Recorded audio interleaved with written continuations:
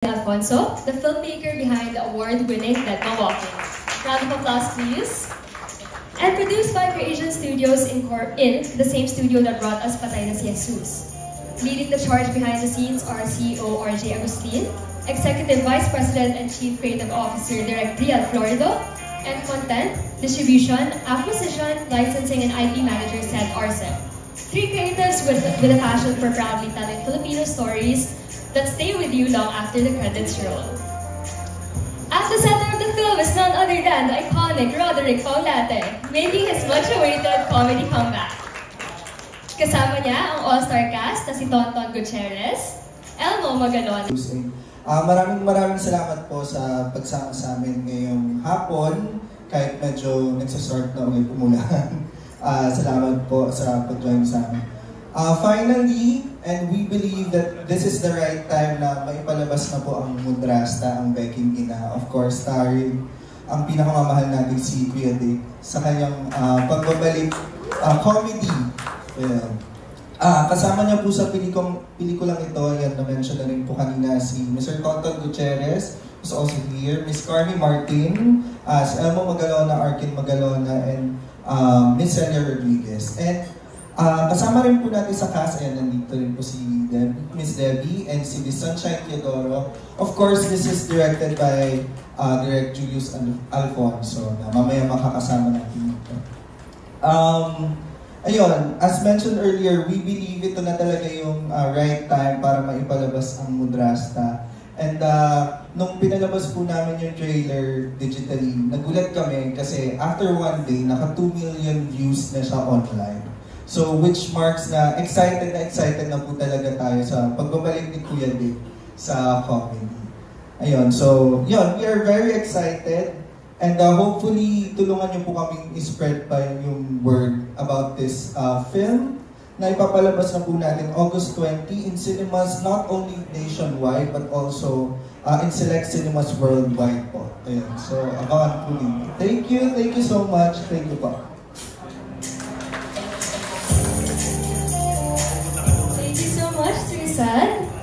Okay. At this point, it's time for us to give you the official look at the heart and humor and the unexpected family dynamics that make this film truly one of a kind. So sit back, relax, and enjoy. Here's the official trailer of Mudrasta, ang Beking Ina. Bago tayo magkaiwala. Enrique!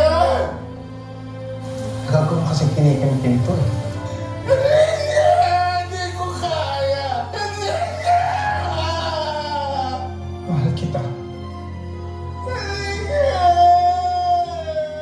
Himatayin ako.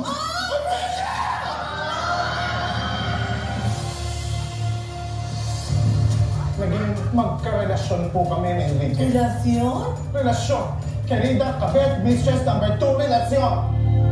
Are you telling us na kailangan namin pakisamahan yan ng 1 taon sa mansyon? Of course! Mismo!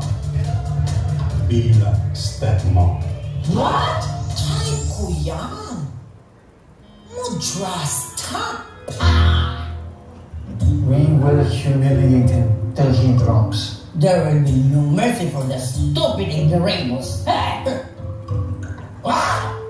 Dapat lang, be true to yourself. Dapat pinakikita mo nag-enjoy ka. Kasi nag-enjoy din sila eh. Mas totoo yung kilos mo, mas nararamdaman nila.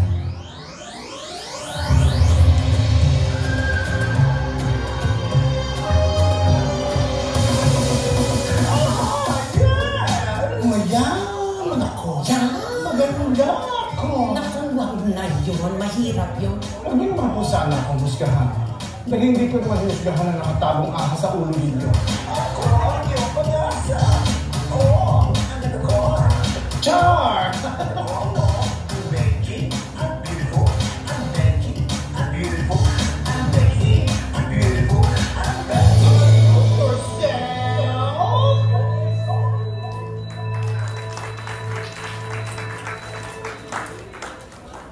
Okay, there we have it. Very exciting.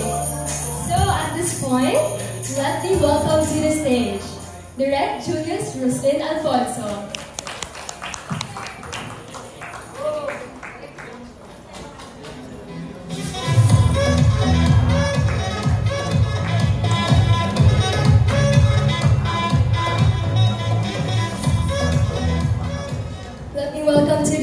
Next, Miss Sunshine Teodoro.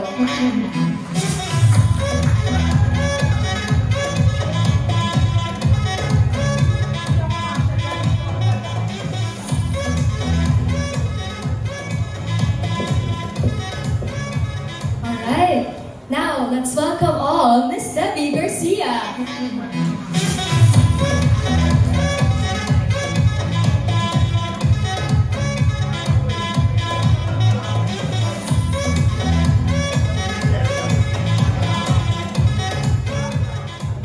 Everyone, a warm welcome please to Mr. Tonton Gutierrez.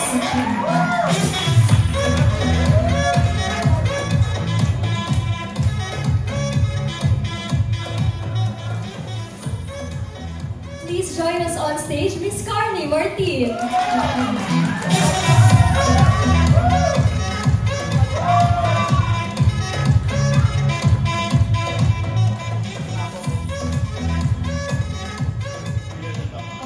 Now, ang nag-iisa at walang kakupas-kupas, Mr. Roderick Paulate.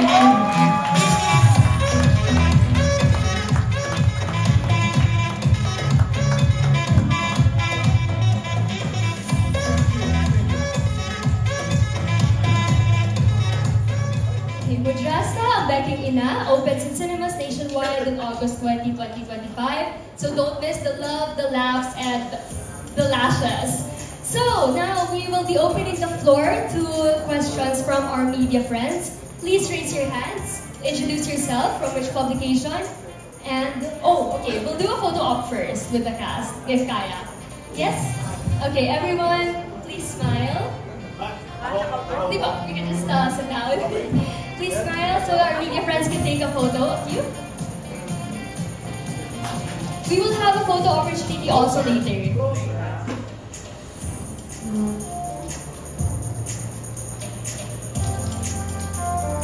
Okay, big smiles for our cast.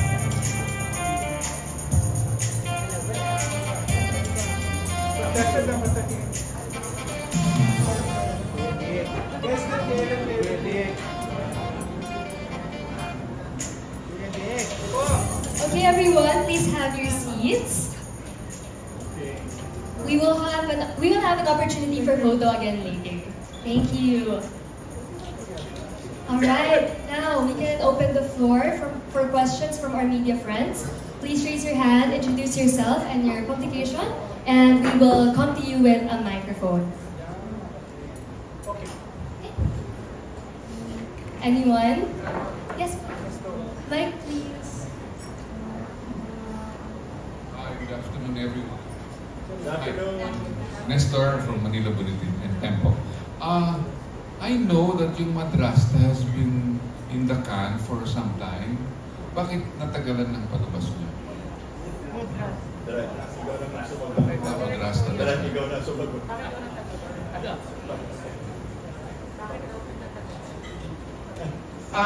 Okay. Dapat ikaw eh. Pero sa tingin ko, una-una, di ba inabutan kami ng pandemic? So, siyempre, hindi kagad napalabas. Tapos, sabihin na natin na nung after ng pandemic, siyempre nabalitaan naman natin talaga na medyo ayaw ng tao bumalik sa sinihan. So, they really had a difficult time to think kung kailan dapat ipalabas.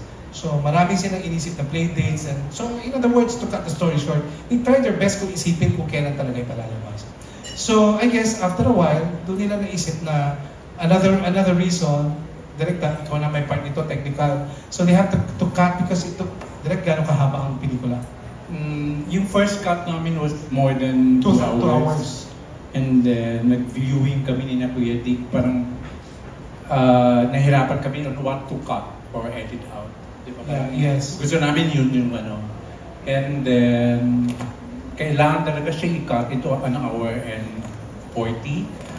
So, natagalan yung editing namin and then we decided na, sige, parang hindi pa siya panahon na ipalabas dahil nga sa attendance sa mga cinema, very inconsistent after pandemic because people nasanay nga sa streaming. What makes you think today is the right time to show Madrasta? So finally, parang nag-regroup kami late last year. Sabi namin, kasi parang, ako naman for one, naniniwala ko na pang it's in God's perfect time. Sabi ko, laging gano'n naman yan eh. So, hindi naman ako nawala ng interest at all. Lahat kami, we remain in contact. So, nag-regroup kami. And then, we decided on what to do, on how to cut it. And ayun. So, may mga play dates supposed to be May, for Mother's Day, June, for June Pride, and then we finally decided on an August play date. When you say regroup, what exactly do you mean?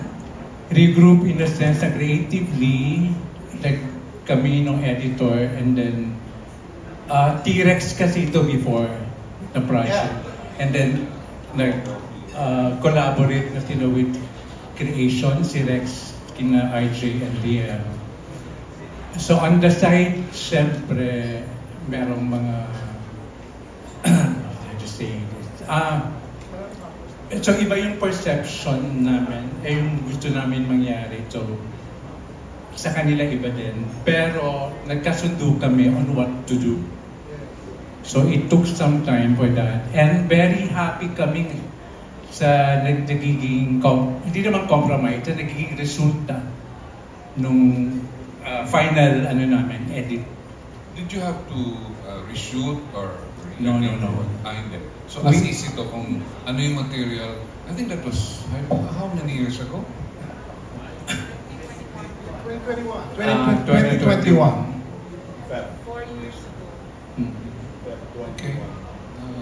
So from 2021 to 2024, maraming nangyari na sa industry and all. Yeah. Nakita ko yung video kanina tungkol sa growth, development ni Roderick as a gay icon on cinema, in cinema. But I think it should have started with High School Circa 65, which was your very first gay role. No, it was not. Hindi rin. Yeah, it was Charot. It was an independent production. Doon nagsimula. Then, actually, hindi din nga doon nakita after that. Kasi doon na nakita ni Mario de los Reyes na gawin yun.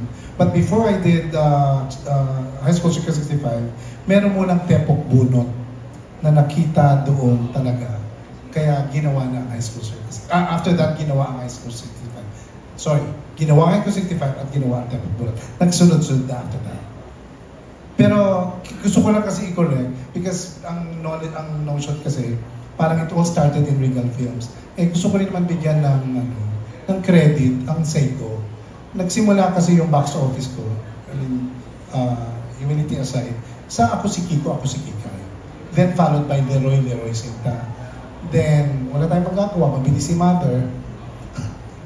Kinuha nila ako. So pinapirma. So yun na.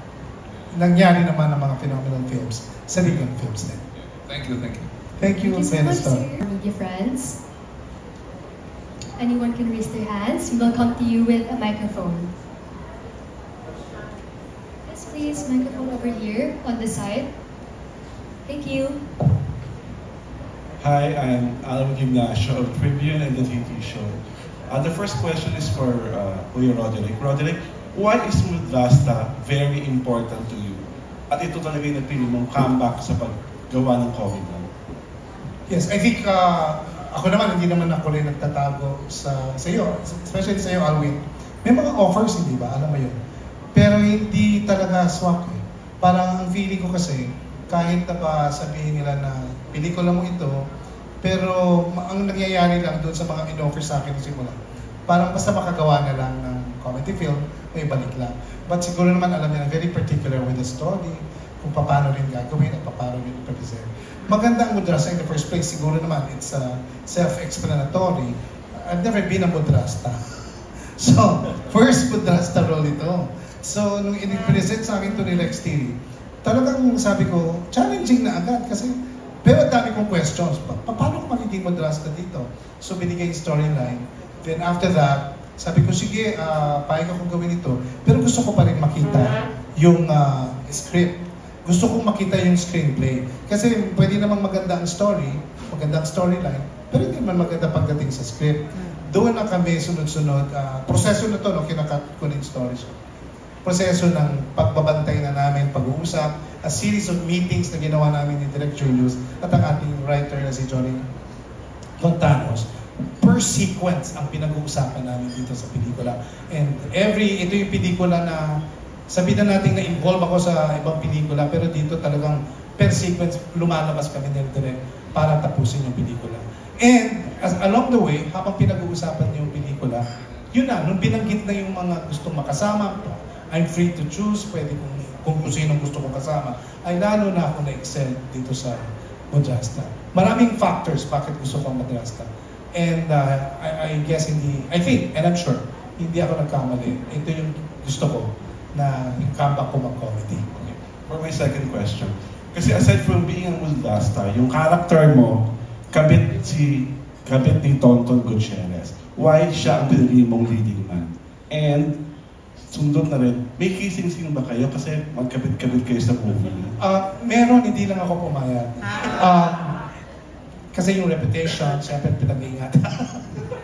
Pati yung bed scene. At ako umaya, gusto mo yun. Alwin kasi wala namang kissing scene. Gusto ko naman manood yung mga bata, di ba? So, gusto ko naman lagi family movie. Si Tonton siguro natutuwa ako. Sino yung last na nag-interview sa akin? I think mga millennials na batang vloggers kanina. And sila mismo natuwa ako, it came from them. Alam niyo po, hindi kami nagulat nung in-interview ko dito. Na sinabi ko sa iyo, Tonton, hindi po kami nagulat kung bakit si Tonton Gutierrez. Kasi po kahit bata pa kami, inulit-ulit po namin ang wristwatch ng Maalaala Mo Kaya. And kinikilig po talaga ako doon. So alam nila na si Tonton, nakasama ko na sa ganitong role. And why Tonton? Unang-una, kalimutan muna natin pagiging kaibigan. Tonton is a good actor.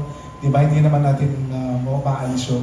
At yung experience ko sa kanya sa Maalala Mo Kaya, mahirap eh. Sabihin natin sa comedy, pag sinabing comedy, pre, aga mo lang yun.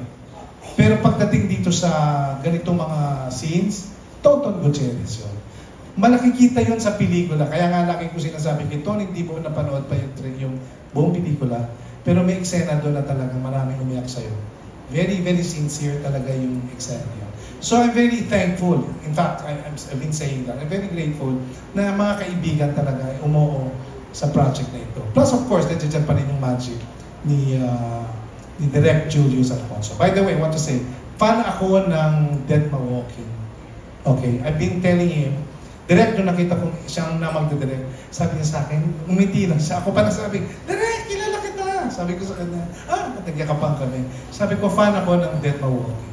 Sabi ko. At naging judge din ako, malaking puntos ko doon. Talagang gustong-gusto ko ang Dead Ma Walking.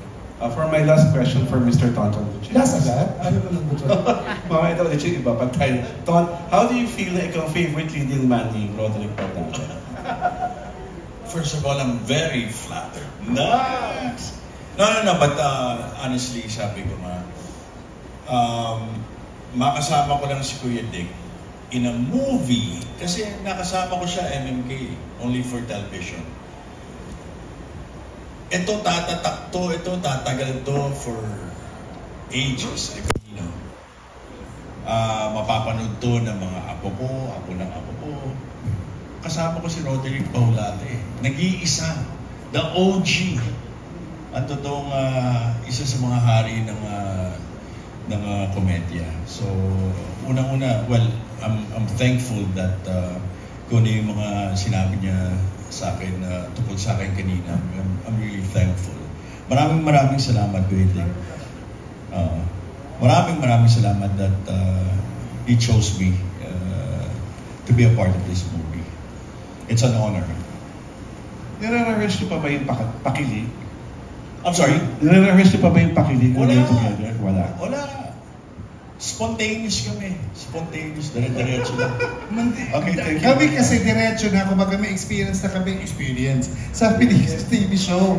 Di ba? Ito nga meron akong ginawa sa kanya sa MMK. Ikaw naman ngayon Ikaw naman kwento mo sa maganda yung kwento mo. Kasi si Ton, talagang walang parang ang sarap mong kasama.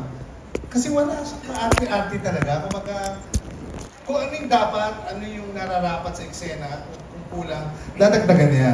So may ginawa namin yung wristwatch. May eksena doon kasi na nagkahiwalay na kami. Kasi nahuli na siya ni Yuli Valdez. So kailangan na kami maghiwalay. So alam ko hindi na kami makikita. Kaya lang naging traditional na sa nanay niya na kapag birthday ko, nandoon ang friends ko at nandoon din yung mami niya. So, pero hindi ko na siya in-expect. So one time, binibigay na yung, I remember pa si Ranay pa, direct Ranay pa yung artista doon eh. Binigay niya sa akin yung cake. So nung ibibigay na niya sa akin yung cake, may kumatok, binuksan ng pinto. Pagbukas ng pinto, si Tonton yun. Ang blocking, bago tayo pumunta sa take, ang blocking nun, makikita ko siya at halos maiiyak ako sa dibdib niya. Which is, nasa TV yun. Yung naninikip na gusto nung ni Direk, masikip lang sa dibdib. Hindi gano'n. Iyak na gano'n lang. So yun lang ang ni-rehearse namin ni Wendy Ramos. So katapos ng take. Pag take na gano'n na, malik na lahat, happy birthday. Bubukas yung pinto. Dumating si Tonto.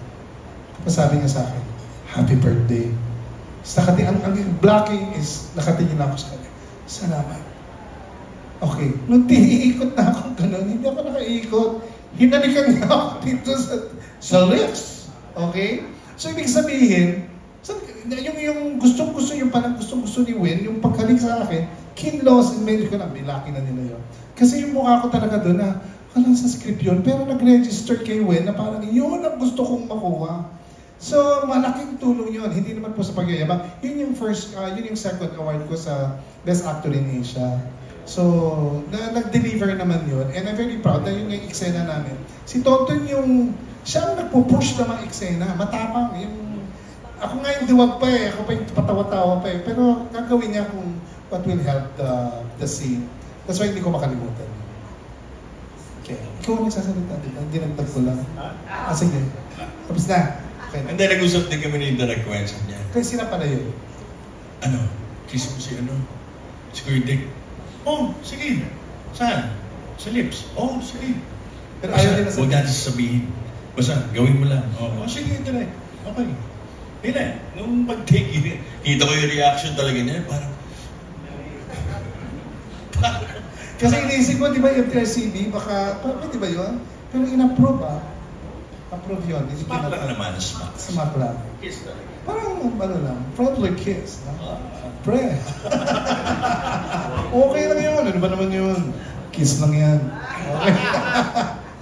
So, iba talaga yung energy na ibibigay ni Kuya Dick sa ni Tonton into the roles, no? As Enrique and Becky. Parang parang innate na sa kanila yung gano'n, hindi awkward and all. Parang pinaka-surreal doon kasi sa mga eksena nila, yung mga linyang binibitawan nila ay true to life. Kanino nangyari? Based on my experience. So, watching them do it sa mga eksena, parang ayun na, ramdam ko at alam ko mararamdaman din ng audience kung ano yun. So, yun. Maganda yung mga lines. Ang ibig sabihin lang ni Direk, hindi niya madiretso. Ibig sabihin yung mga dialogue kasi namin doon, hindi lang basta line na inimbento, may pinanggalingan. At nangyari. Okay. Kaya pag dinidirect ni Direk Julius yung eksena namin na basta yung mayroong nalaman sa ating dalawa, talagang yung pagbato ng dialogue, namnam pati si Direk kinikilig kasi siya yung nagsabi, no? Nagkatombo. Diba? Si Wendy naman din Ramos, may mga ganun turo sa akin, ang mga linya. Kuya Dick, sinabi ko yan, gandahan mo ang delivery. Yung mga ganun. So nakakatulong. At the same time, pagkamada mo na yung artista, mas madaling gawin yung eksena. Yes, our next question please. Mike, please over here. This question po is for Debbie and Sunshine. So we would like to ask them po if ano yung feeling nyo or naging reaction nyo upon working with the OGs po, with Sir Roderick and all the cast. Hello po, good afternoon po. Ako po pala si Debbie Garcia. Gusto ko lang po munang pakilala.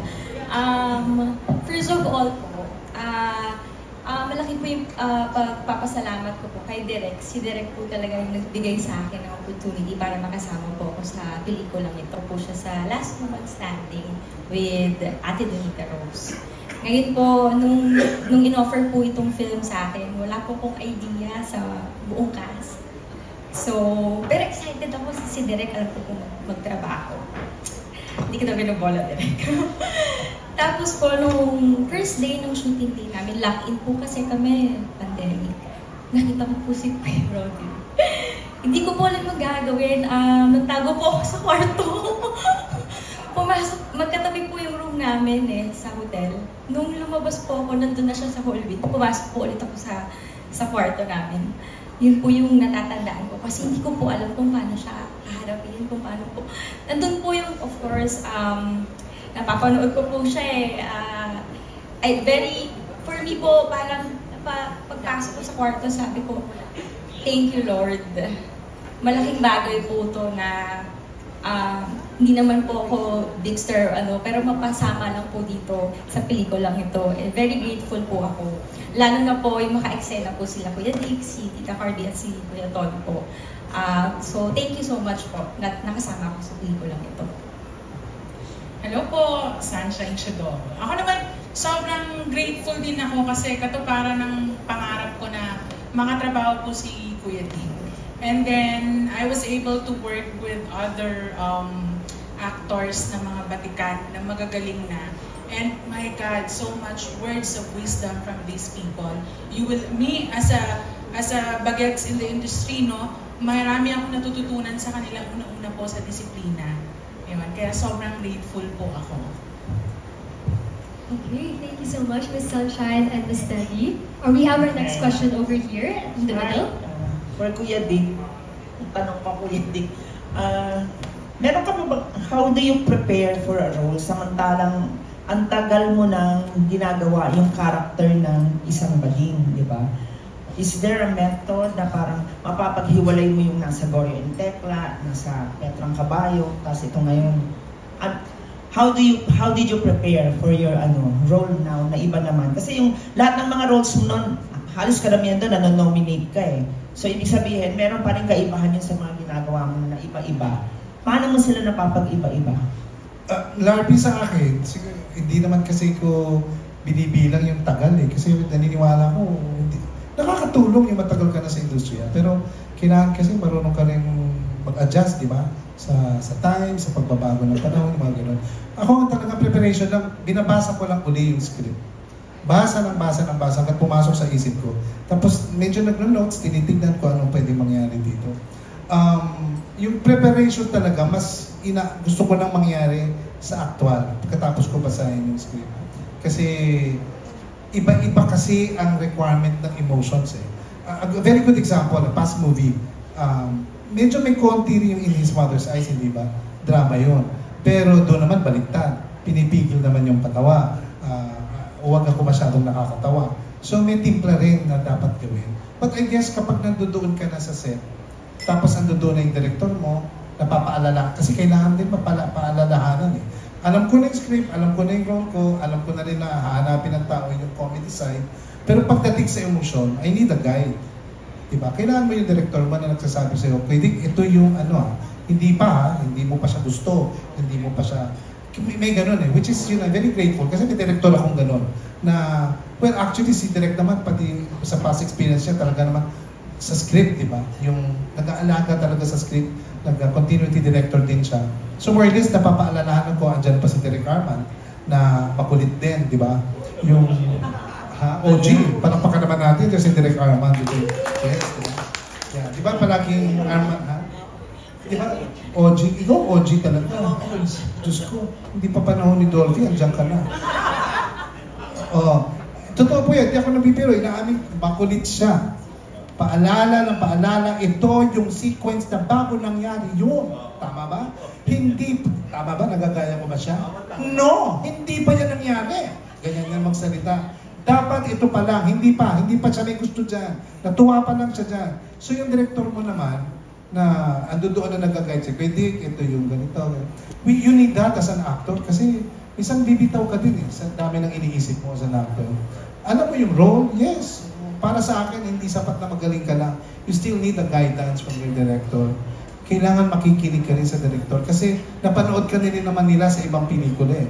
Pwede rin naman, si Direk pwede naman sabihin sa akin na pwede nagawa na yata natin yan. Ano? So ganun.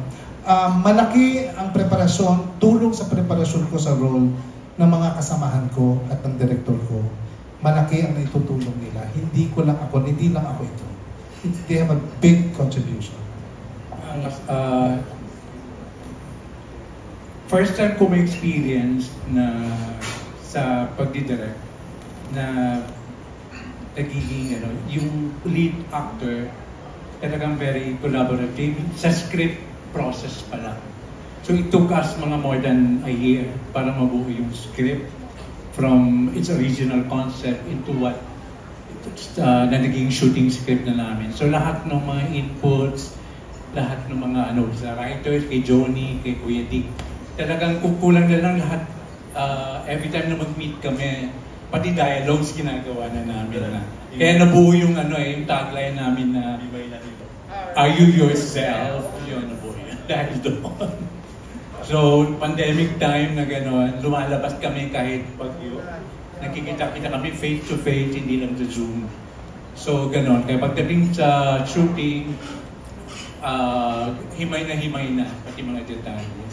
At thankful naman ako sa lahat, sabi nga nila, mga OG, si Tonton, si Miss Carmi, si Kuya Dick, and with the help of Direk Arman, na original OG na buo namin yung pelikula ng maayos at happy kami kahapon kasi nag-technical screening kami for the exhibitors. So kinakabahan kami lahat kasi although na-edit na namin and all, parang first time mapanood on screen.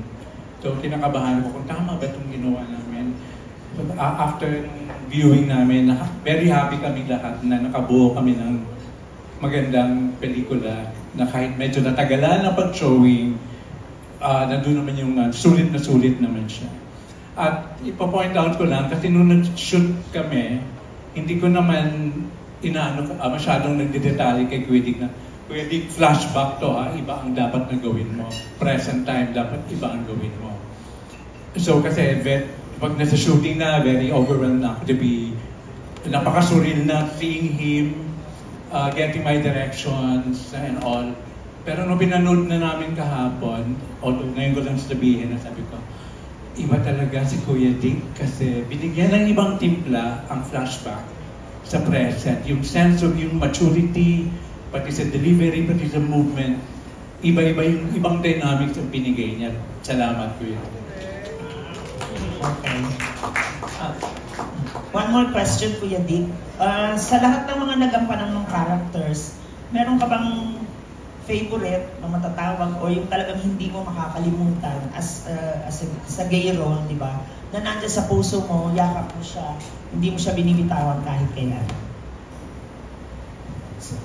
Sa totoo lang, sa dami ng nagawa ko, siyempre hindi ko pwedeng sabihin na isa lang o dalawa. Marami naman sila na nasa puso ko. Pag binanggit mo, isa-isa, gusto mo sabihin ko yung Balang Lipstick, sabihin ko yung Dead na si Lolo, madaling sabihin niyo yung mga favorite. Pero aminin ko, sa ngayon, malaki ang weight at malaki ang tama sa puso ko ang pelikulang Madrasta. Siya ngayon talaga masasabi kong favorite kong pelikula. Pag napanood nyo, malalaman nyo bakit. Thank you and congrats. Thank you. Jerry from Pep. For Carmi naman, ang tagal nyo nang naging magkaibigan, magkatrabaho ni Kuya Dick sa Tonight with Dick and Carmi, abangan ng susunod na kabanata. Kumusta yung pagkakilala mo sa kanya bilang kaibigan these years? Yung personal at saka yung professional. Nakakatuwa yan si Roderick kasi yung pag-off cam yan, parati siyang natatakot. Medyo masakit ang mata, masakit ang ulo, masakit ang ngipin, hindi ko na kaya. Pero pagka nag-on yung camera, sa harap ng camera, he will give his best. And he will nail it. Katulad nito, napanood ko yung pelikula kahapon, sinabi ko sa kanya, katabi ko, hawak ako ng hawak sa kanya. Grabe ka talaga, grabe ka talaga. Ang swabe nung takbo nung drama mo to comedy. Napakagaling talaga. Pero ako, sa Tonight with Dick and Carmi, syempre, magkaiba yun kasi mas nakafocus ako dun sa dancing, ano yung susuot ko and everything. Pero syempre hanga ako sa kanya dahil talaga namang iconic aside from many hits. At saka ang galing-galing niya talagang sumayaw, kumanta and everything. Pero dito, medyo na-challenge ako dahil yung role na nabigay sa akin as his best friend. So parang medyo naku-conscious ako kasi alam naman natin pagdating ng gay roles, talaga naman si Dick talagang he nailed it. And sinasabi ko, Dick, okay na ba yung acting ko? Mga ganun-ganun. But ang seryoso. Alam niyo yung, di ba yung mga totoong comedians talagang they are so serious in person. So parang naku-conscious ako. Direk, ano, okay na ba? Tapos tinitignan ko parati kung ano yung reaction niya. So dito, kahapon nakita ko na okay naman, na masaya naman. Na, ayun, oo, na hindi ko naman ikinasira yung pelikula sa performance. Yun lang po. Pero meron naman na rin kayong kumbagang chemistry. Built-in na rin eh. Yeah, oo. Pero this is a different role for me. Hindi ko lang pwedeng sabihin kasi yung totoong role mo, no? Pero iba kasi, nakakatuwa yung performance talaga ni Carmi dito eh. Yung, basta mystery kasi yun eh. So doon na lang yung mapapanood. Pero yung kahapon na napanood namin, parang, siyempre iba yung take at iba yung napapanood mo na sila, Jenny. Parang, nakakatawa talaga si Carmi. At si Carmi naman, di ba? Kasi basta, sinabi ko pa sa kanya, pati yung boses, parang, di ba, ginawa niya lahat. Sabi ko, ganda ng ginawa mo. Si Carmi kasi, try na natin, di ba, sa comedy, di ba? Nagagawa niya ng iba't ibang texture. Hindi dahil sa kaibigan ko, texture yung character niya. Pero dito, parang natutuwa ako kasi yung binigay na role sa kanya, meron siyang dapat sundan. At tingin ko nagawa niya at nasundan niya yun. And aside from that, okay, yun yung sa performance. Pero as a friend naman, I'm very grateful na naging kaibigan ko si Carmi. Kasi napaka-supportive ni Carmi. At saka, ang dami nang ginawa for this film na dito na sa ating promo na hindi niya ako pinabayaan. Kaya, from my heart, ibang pasasalamat ko kay Carmi as a friend. Carms, iba ka. Maraming salamat. Love you, love you, Carmi. Last question ko naman for Tonton. Sa totoong buhay ba, meron ng baling na nagmahal sa'yo katulad ng pagmamahal ng karakter ng Mudras? At meron ka din baling na, kumbaga, minahal mo rin naman in a certain way. Katulad ikaw, Jerry, mahal kita. Si Alan, mahal. Si Gorgie, mahal ko. Yun nga yung ano eh, may dialogue nga ako dun eh. Sasabihin mo na ba? Doon nga kita hinangaan actually yung gusto niyang sabihin. Pero siguro naman mapapanood din nyo naman. Saan bang panoorin nyo? Tuga nga, nood kayo. Hindi, meron ako talagang hinangaan kami lahat. Maski si Miss Lee, yung aming director of photography. Sinabi niya na iyak siya kay Ton na nung dineliver niya yung ano yun yung delivery mo direct? Pareho ba? Nakuha ba ni Ton? Yung gusto mong delivery? Direct ka. Sinabi ba sa'yo o ikaw ang nagsabi? Siya nagsabi. Siya pareho. May line na line mo. Line ko. Line din na line. So, line nung ano, sinabi sa'yo. Tapos, meron ka rin line. Wala sa trailer, no? Gusto ko sanang gawin sa kanya, pero wala sa trailer. Saka. Hindi, basta meron lang doon na ano, na inalam ko lang kung mahal mo ako. Yung sagot ni Tonton ang aabangan ko doon. At yung sagot niya, tama. Hindi ko alam kung paano ipaniwala. Alam mo yung sa pagkatao niya, sa role niya, yung as Enrique, tama yung sagot niya tungkol sa pagmamahal. Dahil sa eksenang yun, yes, at sa portrayal ni Ton, for that particular scene, maintindihan ng lahat kung bakit niya gustong magiging mudrasta si Becky for Elmo and Archie. Parang gano'n. Tinatanong ako lagi ni Kuya Dick, malinaw ba? Kung talagang concern ko talaga yun. Direct, kung bakit. Nasiguro nyo ba na tama ako maging mudrasta? May paliwanag ba ng pelikula bakit ako mudrasta? Dahil sa eksena with Tonton, yun na yun. maintindihan. Yun na yun. Sinagot na ni Tonton sa pelikula. Kahit hindi niya sinabi. Idala-dahil ko yun. Pero hindi niya pa sinagot yung tanong mo, Jerry. Pagkakaabangan yung line na yun. Dala tayo sabay-sabay. Thank you, Sir Jerry. Next question po over there. Hi po, good afternoon. I'm Janice from Bulgar. Ayan, my question is for Kuya Dick muna po. Kuya Dick, kasi kanina dun sa kinakwento ni Sir Tonton na yung kissing scene nyo sa MMK, parang hindi mo alam. So si Direk Wen lang ang, the late Direk Wen Daramas lang ang nagsabi sa kanya without telling you. Kung sakali ba na nalaman mo, Kuya Dick, papayag ka? Janice, isistorya ko sa iyo yung totoong nangyari. Taga, mukhang doon kami kinabahan. Sumalangit nawa kasi gusto ko totoo ang sasabihin ko. Kaya niya binulungan si Tonton.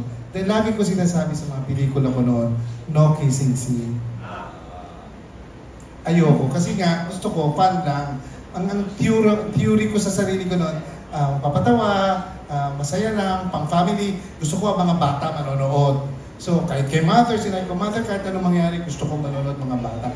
Kasi yun ang market ko, yun ang gusto kong kunin na market ko. Kaya wala talaga. Pero doon, hindi, sabihin ko sana, nagustuhan ko naman eh. Hindi yun ang ibig ko sabihin. Ang ibig sabihin, nagustuhan ko yung eksena. Kasi nung pinapakita na ni, gina-justify ni Wen, tama eh. Tama yung pain eh. Tama yung, akala ko hindi na kita makikita. Yung emotions na hindi, akala ko hindi mo siya makikita. Mahal mo siya, kita mo. Puro yan yung mga binigay sa akin ni Wen nun eh. Kaya dapat hindi mo na nga napansin yung halik eh. Yung hagulgol sa dibdib ni Tonton. Kinahang masikip ko yun. Sige. Kaya yun ang totoo, kaya binigla. Pero sino, parang ka naman magagalit o maiinis nun? Tonton Gutierrez yun, no? Hindi ka na ko. Kaya okay lang sa akin. Ton, kung gusto mong ulitin ko sa pelikula yon, hindi ako sasama. Sana pala. Ay, correct naman. Joke lang yun din. So until now, Kuya Dick, hindi ka pa rin ready sa mga ganong kissing scene sa movie? Ang feeling ko kasi, pag may kissing scene, talagang seryosong pelikula na. Parang ganun. So, kasi nagko-comedy pa, may comedy, may ganun. Parang gusto ko pa rin, mag-stick sa comedy at the same time. Serious yung, let's say, yung tema. Pero gusto ko pa rin maraming makapanood. Parang, ewan ko lang ha, pero sa napag-uusapan namin, pwede naman ganun lang naman to, di ba? Parang na-express naman yung gusto. Kinilig din naman, ando doon pa. Pero talaga mararamdaman nyo dito yung pagmamahal ko at namin dalawa sa isa't isa. I think sapat na yung mararamdaman ng tao. Kasi kahapon, kami, ramdam nila na yung hindi naman nila hinanap na yun, parang yung yakap nga lang daw, sabi ng girl from the SM group, sila rin nagsabi na ang sakit, yun ang comment. Sakit, no? Diba? Kahit naman yun, sakit. Sakit. Hindi mo na kailangan sabihin. Sapat lang. And Kuya Dick, syempre maraming, nung panahon mo, pag sinabing gay role, talagang sa'yo nakatatak yun at ikaw lang stand out sa ganong role. Ngayon marami nang gumagawa ng mga gay roles. Sa present generation po ng mga comedy actors, sino po yung napanood mo na bumilib ka at sabi mong pwedeng sumunod sa yapak mo? Janice, kasi napag-usapan na namin yan lagi. Tsaka kahit ni Vilma,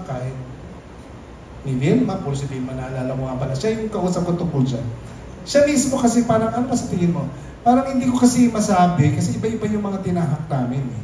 Kumbaga, katulad na sinagot ko kanina sa vlogger na kung lahat naman kayo nakasama ko ng 80s, hindi ba? So nakita nyo naman na ang pelikula ng Regal noon, every 3 months nagpapalabas ako ng pelikula after 4, di ba?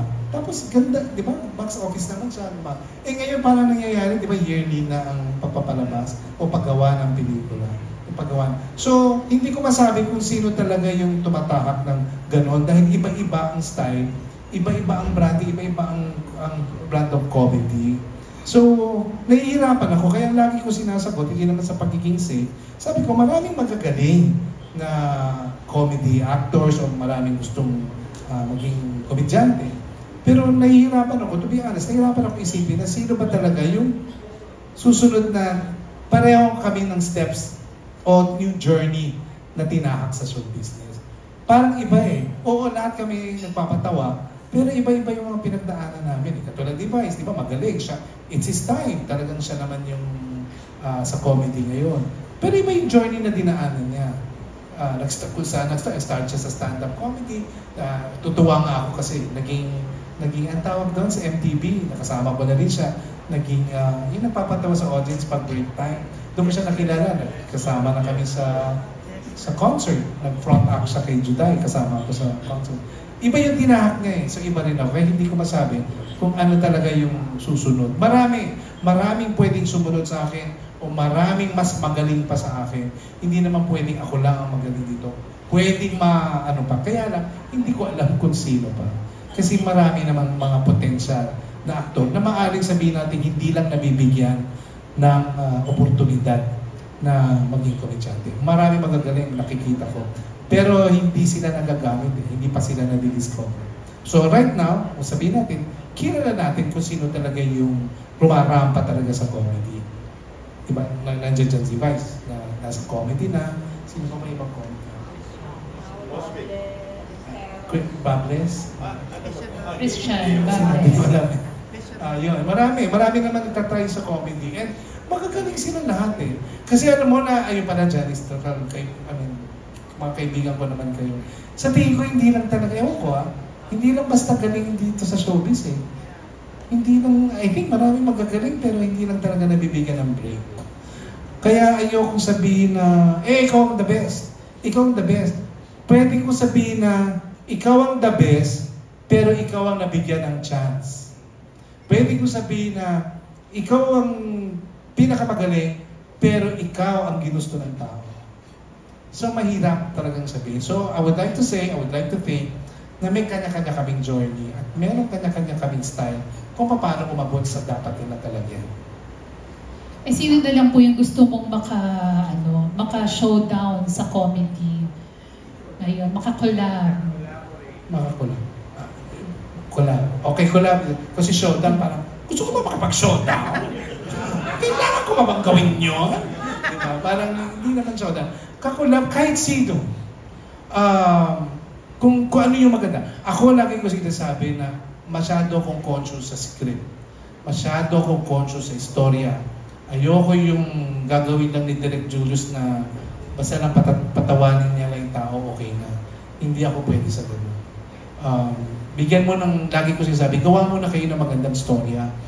Kahit sa TV, kahit sa mga alaala, maski kung nandiyan pa yung mga tao dating nandiyan pa sila, yung mga grupo nila, lagi ko sinasabi, gawa muna kayo ng storyang maganda, saka natin lagyan ng katatawanan sa loob. Mas mahirap kasi yung iniisip nyo na lahat yung nakakatawan tapos walang laman yung istorya. So gawa muna kayo. Pag nakita ko nagustuhan ko yung istorya na ibibigay niyo sa akin, doon na natin gawa ng bawat segment na nakakatawa. Para at least, ano man ang mangyari, uuwi ang tao na hindi naiinis sa atin na, oo, natawa kami, pero ano bang ginawa nila sa pelikula? Ano bang ibig sabihin nun? Ano bang nangyari? Pero natawa ako, pero ano bang nangyari? Parang gano'n. Ayoko nun. Kaya kung sino man ang makakakulab ko o makakasama ko, of course, I have so much respect for other actors. Basta magkasundo sa script. Maganda. Baka hindi naman showdown, collaboration siguro.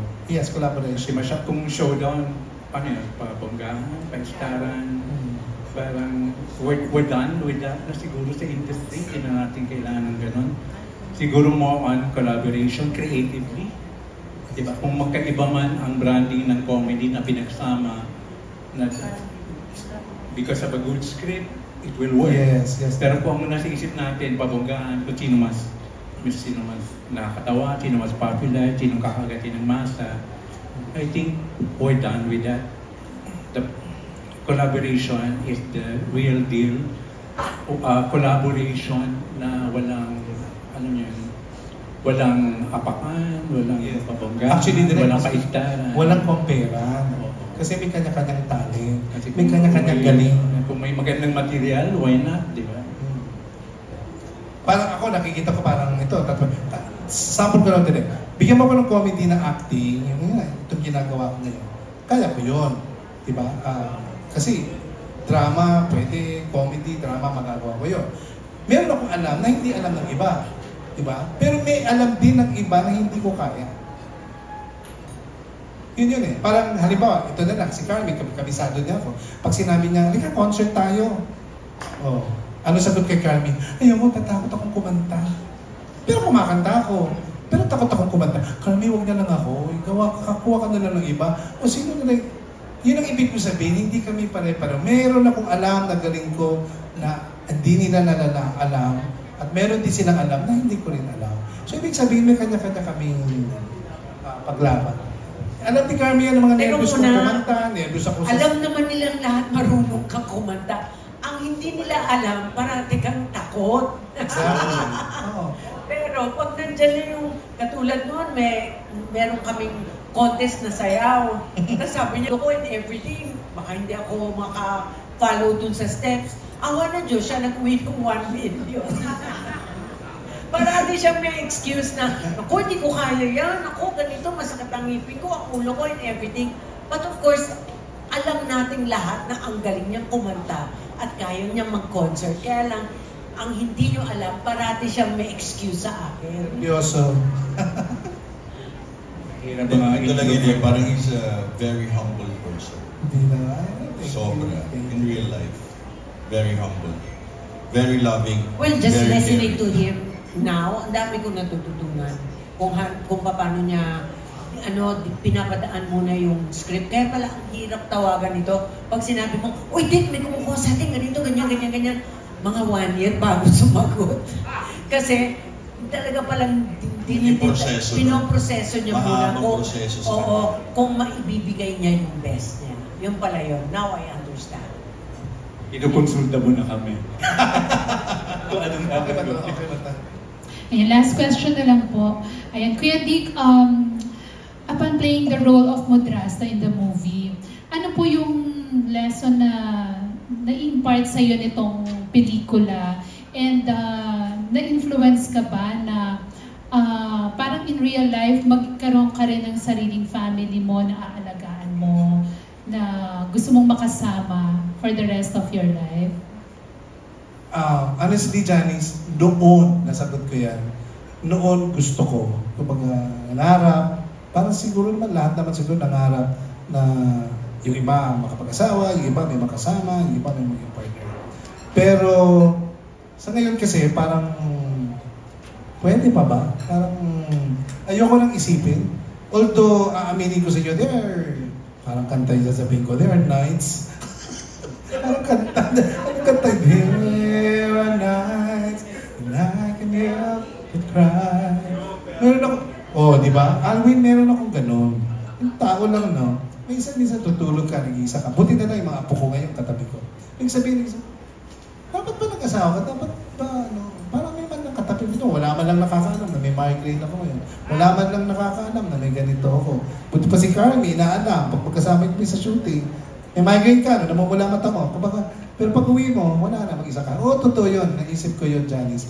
Parang nahirapan ako, Janice, sa tanong mo. Pero, ikaw talaga. Ngayon, parang hindi na. Parang, in-embrace ko na yung buhay na pwede ako mag-isa, pwede hindi. Sana, kung may ibibigay, oo, mas masarap talaga may kasama. Kasi lalo minsan may lagnat ka, di ba? Tapos, tatawag ka pa din ng tagal-tagal umakyat, di nila alam, nilalagnat na ako. Ang hirap, tapos may isip mo yung nanay mo na nandito nanay ko, hindi ako magiging ganito. Sa edad kong ito, meron pa rin yan. Pero kailangan kasi tanggapin at embrace mo yung thought at yung reality na pwedeng wala. Diba? Ang importante doon, gawin mo masaya ang buhay mo. Diba? Tapos yung pananampalataya mo, kailangan meron kang source. Kaya maski doon sa interview, nakalimutan ko sana ko yung interview. Sinagot, okay, isang vlog na lang na-interview ko. Ang sinagot ko, mahirap talagang taong walang Diyos. Kailangan talaga ng Diyos. Merong nag-guide, meron kang minamahal, meron kang kinakatakutan, yung nagka-guide sa'yo. Kasi kung wala ka nun, parang ang hirap lalong mag-isa. So, ang sagot ko dyan, ngayon okay ako. Pag nalulungkot ako, tawag lang ako, dasal lang ako. Pag yung may sitwasyon na may nangyayari, tawag lang ako. Kasi, let's face it, wala naman ako ibang tatatakbuhan eh. Wala naman ako ibang makakapitan, kundi yung Panginoon, di ba? Lalo na, coming from my heart, alam niyo naman, nag-iisa lang ako sa buhay.